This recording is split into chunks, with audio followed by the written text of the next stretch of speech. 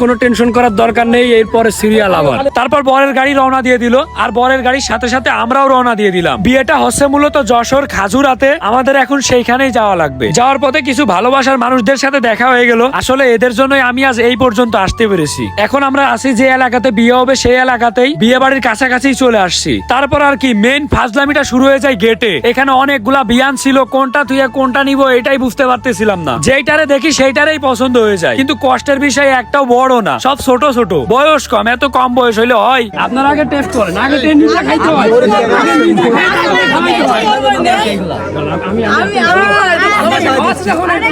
মরিচ আছে। আসলে এই সময়টাতে আমরা বিয়ানদের সাথে অতিরিক্ত পরিমাণে মজা করতেছিলাম। আর বিয়ে বাড়ির গেটে কি হয় এটা তো আপনারা সবাই জানেন। সবকিছুর ভিতরে আমার একটু বেশি খুশি খুশি লাগতেছিল, কারণ এর পরের সিরিয়াল আমার, এরপরে আমার বিয়ে। এরপর আমরা বিয়ে বাড়ির ভিতরে ঢুকলাম, সবাই আমাদেরকে